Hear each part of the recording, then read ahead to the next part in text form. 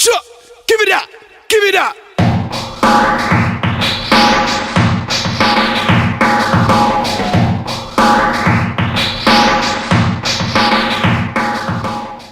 Hello everybody and welcome back.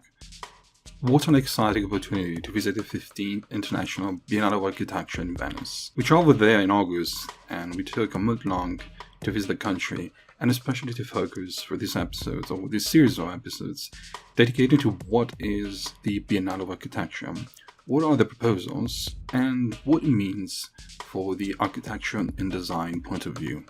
The event takes place from May the 27th of this year and up until the 27th of November of 2016. The Biennale of Architecture takes place on the east side of Venice. Traveling there, it could be a bit of a challenge since the city is on water, and to reach it from the train station or if you're coming from the land, you have to make your way through the boat or through the small ferry and reach our destination, which was the first one, which was the garden, also known as the Giardini. The Giardini is an open exhibition that hosts an international set of pavilions. The biggest countries like Italy, Switzerland, Russia, Belgium, France, Germany, and so on always have a little exhibition place where they can feature every once and often, every 2 years, ideas, philosophies, and new proposals for the architectures, for designers, for developers. We started visiting the Giardini section, the outdoor, and it was a very lovely day. Going around, we saw that the ideas weren't just about building, but to create new philosophies, to create a new way of interpreting public and private spaces. It was amazing to see how the artistic side was well highlighted. It wasn't just about the practicality of building flats or building warehouses or building new systems for the homes, but it was about creating a statement that highlighted the importance of using small yet valuable design solutions. The theme for this year was Reporting from the Front. It is a specific thematic that aims at understanding the importance of creating sustainable environments, especially for second and third world countries who are more affected by natural catastrophes, wars, famine. And Alejandro Aravena, which is the curator for this year's exhibition, makes an important statement, which is to remind people, thinkers, designers and architects, that we can achieve a lot even using simple structures, simple designs, simple materials, and we shouldn't rely too much on technology in order to make things happen. Because most often when we rely so heavily on technology, we forget what is the most simplistic, the most humane approach that we can have towards the environment. Once you approach the exhibition and you go from pavilion to pavilion, you can see how different universities, different architects and designers started to create a sense of awareness that maybe previously was forgotten. Whereas in other exhibitions that I've attended, one of the things that was also emphasized was the beauty aspect, the aesthetic aspect, was how buildings should appeal to people rather than focus more on the functionality or the purpose for the future. Aravena emphasizes again this very, very important message. Build for the future, build sustainable structures with good design. So it's still possible to do it. And the pavilion featured many projects that went from the experience of architectures to the interior design to models of possible buildings of the future. And one of the pavilions that struck me quite a bit was the Russian pavilion. The Russian pavilion has a mix of visuals, sound, videos, pictures, and going through it, you see and you understand that the combination of all these elements created a drastic impact. And it tells a story, which is the story of the Soviet style, the Soviet building, the architectures, the sculptures. It emphasizes this highlight on the NKVD building, which stands in downtown Moscow. And it still is a very important structure, a very important Soviet structure that spawned amidst the Cold War. And nowadays, we see at the exhibition of architecture possible plans of what architects and designers wanted the building to be.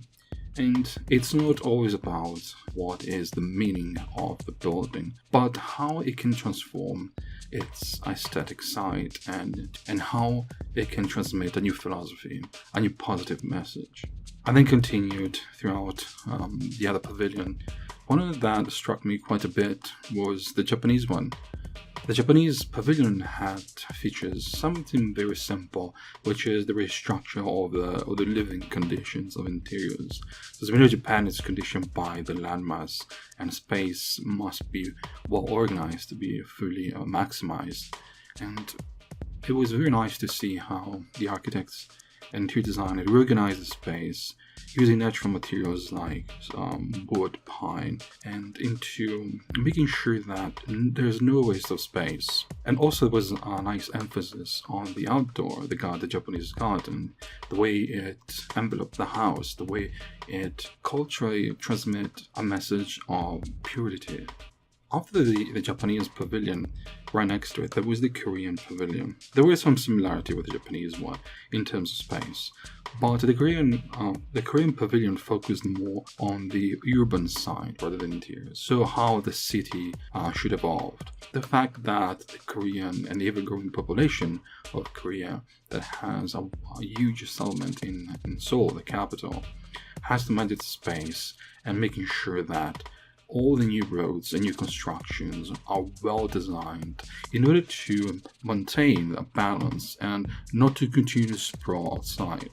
And sprawl, it's one of the other thematic of the Biennale of Architecture of 2016. It's about understanding that there are critical conditions for this event that want to show that much more can be done to build more sustainable cities. And the thematic of the walkable city comes back in Venice, and as we spoke already in other episodes of our podcast, the importance to have walkable cities, to have structures that are designed, that are well designed, and that are well produced with natural material rather than invest into synthetic materials that have a higher cost. And it was also one of the other important things that the Venice event wanted to see and to show to its visitors was that you could use a very minimal amount of technology to achieve your architectural potential. So there were many buildings, there were many simple buildings built with literally old school techniques using wood and nails and screws, nothing fancy, little to no synthetic material. The emphasis on the natural materials want to bring up the importance that in order to be sustainable, in order to have a balance with the environment, we have to consider that recycled materials is an option that has to be brought to attention. So we don't have to continuously waste natural resources. We can take what already have, what already is available. Think about that. Every time that we tear down a building and we go and build towards new land, we are wasting, we're polluting so much of the environment, or beside ourselves.